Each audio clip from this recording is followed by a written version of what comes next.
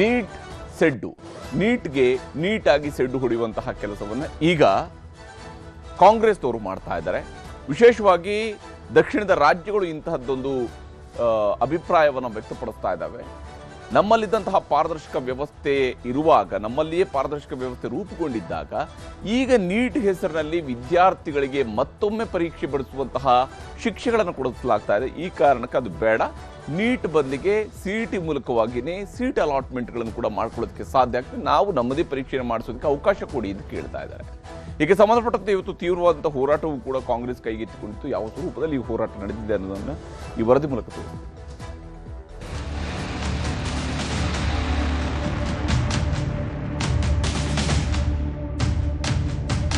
ಧರ್ಮೇಂದ್ರ ಪ್ರಧಾನ್, ನೀವು ಕೂಡಲೇ ರಾಜೀನಾಮೆಯನ್ನು ಕೊಡಬೇಕು.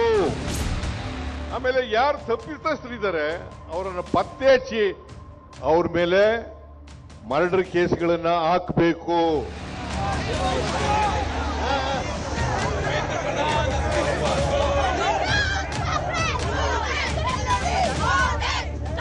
Karnataka's previous BJP government has been famous for paper leaks.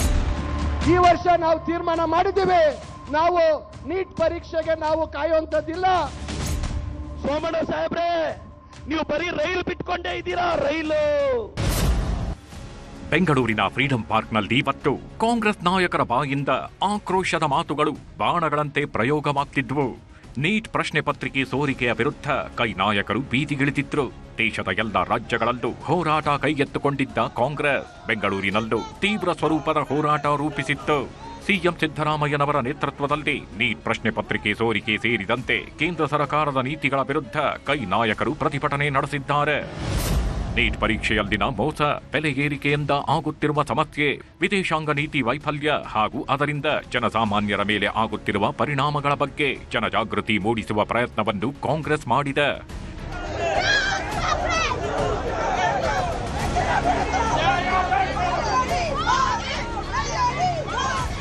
Neat ಪ್ರಶ್ನೆ ಪತ್ರಿಕೆ ಸೋರಿಕೆಯನ್ನ ಮುಂದಿಟ್ಕೊಂಡು ಹೋರಾಟ ಶುರು ಮಾಡಿದ ಕೈ ನಾಯಕರು ಹಾಗೂ ಯುವ ಕಾಂಗ್ರೆಸ್ ಕಾರ್ಯಕರ್ತರು, ಬಿಜೆಪಿ ನಾಯಕರು ಯಾವ ಕಾರಣಕ್ಕೆ ನೀಟ್ ಬಗ್ಗೆ ಮಾತಾಡ್ತಿಲ್ಲ ಎಂದು ಪ್ರಶ್ನಿಸಿದ್ದಾರೆ. ಜೊತೆಗೆ ಐ ಆಮ್ ಕಾಕ್ರೋಚ್ ಅಂತ ಬರೆದಿದ್ದ ಟೀ ಶರ್ಟ್ ಬಿಡುಗಡೆ ಮಾಡಿದ್ರು. ಅವರ ಧೋರಣೆ, ಅವರ ಭ್ರಷ್ಟಾಚಾರಕ್ಕೆ ನಾವು ಮಾಡ್ತಾ ಇರುವಂತ ಪ್ರತಿಭಟನೆ ಅಂತ ಅವರಿಗೆ ಕೇಳಿಸ್ಬೇಕು. ಕರ್ನಾಟಕ ರಾಜ್ಯದಲ್ಲಿ ಇವತ್ತು ಬೆಂಗಳೂರಿನಲ್ಲಿ ನಾವು ನಡೆಸ್ತಾ ಇರುವಂತ ಈ ಪ್ರತಿಭಟನೆ, ಈ ನಮ್ಮ ಕೂಗು, ಇದು ಕೇಂದ್ರ ಸರ್ಕಾರಕ್ಕೆ ಮುಟ್ಟಬೇಕು, ನರೇಂದ್ರ ಮೋದಿ ಅವರಿಗೆ ಮುಟ್ಟಬೇಕು, ಕೇಂದ್ರ ಸರ್ಕಾರದ ಎಲ್ಲ ಸಚಿವರುಗಳಿಗೆ ಇದು ಮುಟ್ಟಬೇಕು. ಯಾಕೆ ಮೆಡಿಕಲ್ ಆಸ್ಪಿರೆಂಟ್ ಬಗ್ಗೆ ಮಾತಾಡೋ ಯೋಗ್ಯತೆ ಅಲ್ವಾ? ಅಶೋಕಣ್ಣ, ನಿನ್ನ ಈ ಕರ್ನಾಟಕದಲ್ಲಿ ಅಷ್ಟು ಸಖತ್ತಾಗಿ ಇಂಗ್ಲಿಷ್ ಮಾಡೋರು ಯಾರಾದ್ರೂ ಇದ್ರೆ ಮಾತಾಡೋರು, ಅದ್ ನಮ್ಮ ಅಶೋಕಣ್ಣ. ಅಶೋಕಣ್ಣ, ನಿನ್ನ ಇಂಗ್ಲಿಷಲ್ಲಿ ಮೋದಿ ಅವ್ರಿಗೊಂದು ರಿಕ್ವೆಸ್ಟ್ ಮಾಡೋಣ ಪ್ಲೀಸ್. ಇನ್ನ ವಿಜೇಂದ್ರ ಅವರಿದ್ದಾರೆ, ಆ ಸುನೀಲ್ ಕುಮಾರ್ ಅವರಿದ್ದಾರೆ. ಸುನೀಲ್ ಅಣ್ಣ, ನಿಮ್ ಉಡುಪಿ ಭಾಗದಲ್ಲಿ ಸಾವಿರಾರು ಮಕ್ಕಳು ಸೆಲೆಕ್ಟ್ ಆಗ್ತಾರೆ ನೀಟಲ್ಲಿ, ಯಾಕಣ್ಣ ಸೈಲೆಂಟ್ ಆಗಿದ್ಯಾ? ಸೋಮಣ್ಣ ಸಾಹೇಬ್ರೆ, ನೀವು ಬರೀ ರೈಲು ಬಿಟ್ಕೊಂಡೇ ಇದ್ದೀರಾ, ರೈಲು. ಇದೇ ವೇಳೆ ಕರ್ನಾಟಕದ ಸಿಇಟಿ ವ್ಯವಸ್ಥೆಯಲ್ಲಿರುವ ಪಾರದರ್ಶಕತೆ ಇಡೀ ದೇಶಕ್ಕೆ ಮಾದರಿಯಾಗಿದ್ದು, ನೀಟ್ ಕಡ್ಡಾಯ ಮಾಡಿದ್ದರಿಂದಲೇ ಪ್ರಶ್ನೆ ಪತ್ರಿಕೆ ಸೋರಿಕೆಯಂತಹ ಅನಾಹುತ ಪದೇ ಪದೇ ಮರುಕಳಿಸುತ್ತಿದೆ ಎಂದು ರಾಜ್ಯ ಸಚಿವರು ಆರೋಪಿಸಿದ್ರು. ಸಿಇಟಿ ಮಾದರಿಯಲ್ಲದೆ ಪರೀಕ್ಷೆ ನಡೆಸಲು ರಾಜ್ಯಗಳಿಗೆ ಅವಕಾಶ ಕೊಡಬೇಕು, ನೀಟ್ ನಮಗೆ ಬೇಕಿಲ್ಲ ಎಂದು ಕಾಂಗ್ರೆಸ್ ನಾಯಕರು ಹೇಳಿದ್ರು. ನೀಟ್ ಫಲಿತಾಂಶಕ್ಕೆ ಕಾಯೋದಿಲ್ಲ, ಸಿಇಟಿ ಮೇಲೆ ಕೌನ್ಸಿಲಿಂಗ್. ಕೇಂದ್ರದ ವಿರುದ್ಧ ಸಡ್ಡು ಹೊಡೆದ ಸಚಿವರು. ಇನ್ನು ಪ್ರತಿಭಟನೆ. ಈಗ ಮರುಪರೀಕ್ಷೆ ಮುಗಿದು ನೀಟ್ ಪರೀಕ್ಷೆ ರಿಸಲ್ಟ್ ವರೆಗೂ ಕಾಯುತ್ತಾ ಕೂರಲು ಸಾಧ್ಯವಿಲ್ಲ. ರಾಜ್ಯದಲ್ಲಿ ಸಿಇಟಿ ಫಲಿತಾಂಶ ಬರುತ್ತಿದ್ದಂತೆ ಇಂಜಿನಿಯರಿಂಗ್ ಸೇರಿದಂತೆ ಇತರೆ ಕೋರ್ಸ್ಗಳಿಗೆ ಕೌನ್ಸೆಲಿಂಗ್ ಆರಂಭಿಸಲಾಗುವುದಾಗಿ ರಾಜ್ಯ ಮಂತ್ರಿಗಳು ಘೋಷಿಸಿದ್ದಾರೆ. ಅಲ್ಲದೆ ಮೆಡಿಕಲ್ ಸೀಟು ಹಂಚಿಕೆಗೂ ರಾಜ್ಯ ಸರ್ಕಾರಗಳಿಗೆ ಅವಕಾಶ ನೀಡಬೇಕೆಂದು ಆಗ್ರಹಿಸಿದ್ದಾರೆ. ಏನು ಹಿಂದೆ ವ್ಯವಸ್ಥೆ ಇತ್ತು, ಯಾವ ರೀತಿ ಆ ರಾಜ್ಯಗಳಿಗೆ ಪರೀಕ್ಷೆ ಮಾಡತಕ್ಕಂತ ಜವಾಬ್ದಾರಿ ಇತ್ತು, ಆ ಜವಾಬ್ದಾರಿಯನ್ನ ಪುನರ್ ಸ್ಥಾಪನೆ ಮಾಡಬೇಕಾಗತ್ತೆ.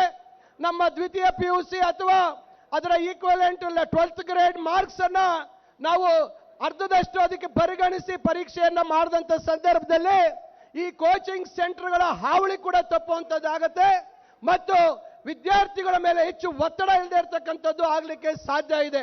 ಏನು 2023ರಿಂದ ವೈದ್ಯಕೀಯ ಶಿಕ್ಷಣ ಮತ್ತು ಇತರೆ ಎಲ್ಲ ಕೌನ್ಸಿಲಿಂಗ್ ಒಟ್ಟಿಗೆ ಮಾಡ್ತಾ ಇದ್ವಿ. ಈ ವರ್ಷ ನಾವು ತೀರ್ಮಾನ ಮಾಡಿದ್ದೀವಿ, ನಾವು ನೀಟ್ ಪರೀಕ್ಷೆಗೆ ನಾವು ಕಾಯುವಂಥದ್ದಿಲ್ಲ. ನಾವು ವಿದ್ಯಾರ್ಥಿಗಳ ಹಿತದೃಷ್ಟಿಯಿಂದ ನಾವು ನಮ್ಮ ಕೌನ್ಸಿಲಿಂಗ್ ಪ್ರಕ್ರಿಯೆಯನ್ನ ಪ್ರತ್ಯೇಕವಾಗಿ ನಾವು ನಮ್ಮ ಇಂಜಿನಿಯರಿಂಗ್ ಮತ್ತು ಬೇರೆ ಕೋರ್ಸ್ಗಳಿಗೆ ಪ್ರಾರಂಭ ಮಾಡಬೇಕು ಅಂತಕ್ಕಂಥ ತೀರ್ಮಾನ ಮಾಡಿದ್ದೀವಿ ಅಂತಕ್ಕಂಥ ಮಾತನ್ನ ಕರ್ನಾಟಕ ರಾಜ್ಯ ಇಡೀ ದೇಶದಲ್ಲಿ CET ಎಕ್ಸಾಮ್ ಮುಖಾಂತರ ಪಾರದರ್ಶಕತೆಗೆ ಇಡೀ ದೇಶದಲ್ಲಿ ಹೆಸರಾಗಿರ್ತಕ್ಕಂಥ ರಾಜ್ಯ. CET ಎಂದೂ ಕೂಡ ಗೊಂದಲಕ್ಕೆ ಒಳಗಾಗಿರಲಿಲ್ಲ. ಬಹಳ ಪಾರದರ್ಶಕವಾಗಿ ಮತ್ತು ಎಲ್ಲರ ಜನಸ್ನೇಹಿಯಾಗಿರ್ತಕ್ಕಂಥ ಎಕ್ಸಾಮನ್ನು ನಡೆಸಿ ಇವತ್ತು ನಮ್ಮ ರಾಜ್ಯಕ್ಕೆ ಒಂದು ಹೆಗ್ಗಳಿಕೆ ಇತ್ತು. ಆದರೆ ಕೇಂದ್ರ ಸರ್ಕಾರ ಇವತ್ತು ನೀಟನ್ನು ತಂದು ಈ ವರ್ಷ ಪೇಪರ್ ಲೀಕ್ ಆಗ್ತಕ್ಕಂಥದ್ದು, ಈ ಒಂದು ಕಾಲದಲ್ಲಿ ಪೇಪರ್ ಲೀಕ್ ಆಗ್ತಾ ಇರ್ತಕ್ಕಂಥದ್ದು ಯಾವ ಕಾಲದಲ್ಲಿದ್ದಾರೆ ಈ ಕೇಂದ್ರ ಸರ್ಕಾರದವರು? ಪ್ರತಿಭಟನೆಯ ವೇಳೆ ರಾಜ್ಯ ಕಾಂಗ್ರೆಸ್ ಉಸ್ತುವಾರಿ ರಣದೀಪ್ ಸಿಂಗ್ ಸುರ್ಜೇವಾಲಾ ಕೇಂದ್ರ ಸರ್ಕಾರದ ವಿರುದ್ಧ ಹರಿಹಾಯ್ದರು.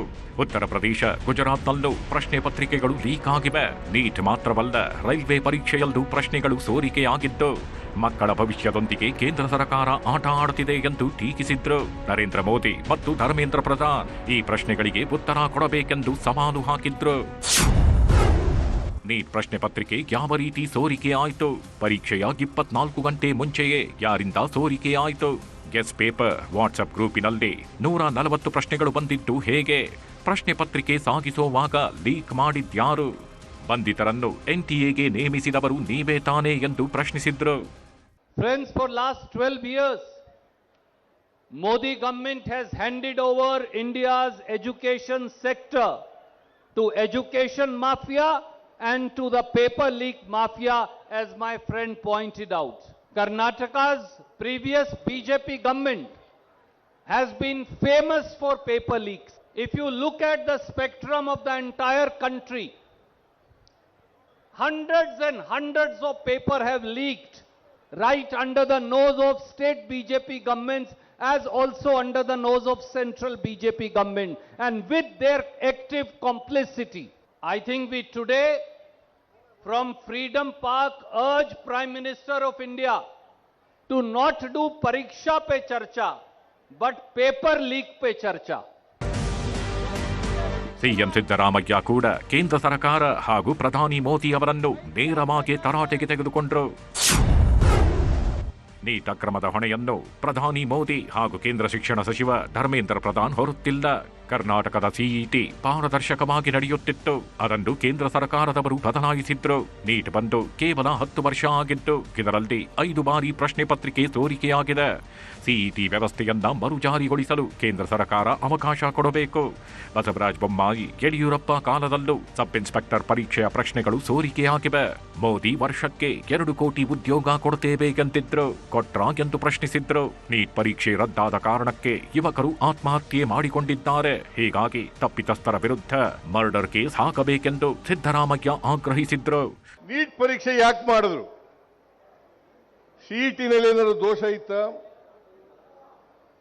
ಸಿಇಟಿನಲ್ಲಿ ಏನಾದ್ರು ದೋಷ ಇತ್ತ? ದೋಷ ಇರಲಿಲ್ಲ, ಪಾರದರ್ಶಕವಾಗಿ ನಡೀತಾ ಇತ್ತು. ಧರ್ಮೇಂದ್ರ ಪ್ರಧಾನ್ ಶಿಕ್ಷಣ ಸಚಿವ, ಬರೀ ಪರೀಕ್ಷೆ ಮುಂದೂಡಿದ್ರೆ ಸಾಲಲ್ಲ, ಅದಕ್ಕೆ ಇನ್ನೊಂದು ದಿನ ಮಾಡ್ತೀವಿ ಪರೀಕ್ಷೆ ಅಂದ್ರೆ ಸಾಲಲ್ಲ. ನೀವು ಕೂಡಲೇ ರಾಜೀನಾಮೆಯನ್ನು ಕೊಡಬೇಕು.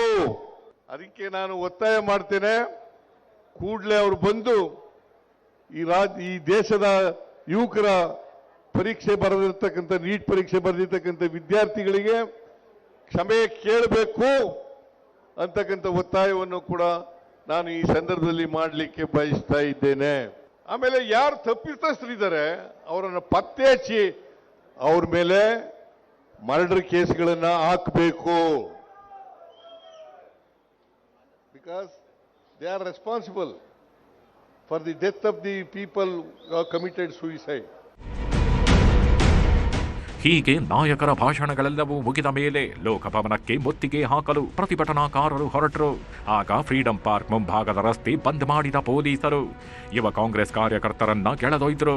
ಆಗ ಕೇಂದ್ರ ಸರ್ಕಾರದ ವಿರುದ್ಧ ಬ್ಯಾರಿಕೇಡ್ ಹತ್ತಿ ಘೋಷಣೆ ಕೂಗಲಾಯಿತು.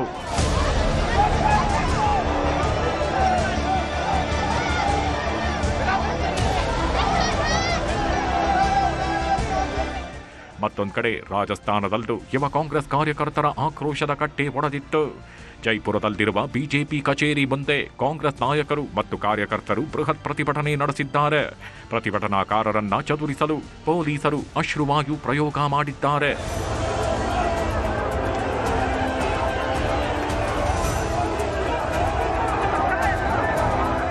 ಈ ಎಲ್ಲ ಬೆಳವಣಿಗೆಗಳ ಮಧ್ಯೆಯೇ ಎನ್ಟಿಎ ನಿರ್ದೇಶಕ ಅಭಿಷೇಕ್ ಸಿಂಗ್ ಸಂಸದೀಯ ಸ್ಥಾಯಿ ಸಮಿತಿಯ ಮುಂದೆ ಹಾಜರಾಗಿದ್ದಾರೆ. ನೀಟ್ ಪೇಪರ್ ಲೀಕ್ನ ತನಿಖೆ, ಮರುಪರೀಕ್ಷೆಯ ಸಿದ್ಧತೆಗಳ ಬಗ್ಗೆ ಮಾಹಿತಿ ನೀಡಿದ್ದಾರೆ. ಮತ್ತೊಂದು ಕಡೆ ಪುಣೆಯಲ್ಲಿ ಕೆಲ ವಿದ್ಯಾರ್ಥಿಗಳು ಹಾಗೂ ಪೋಷಕರನ್ನು ಸಿಬಿಐ ತನಿಖೆಗೆ ಒಳಪಡಿಸಲಾಗಿದೆ.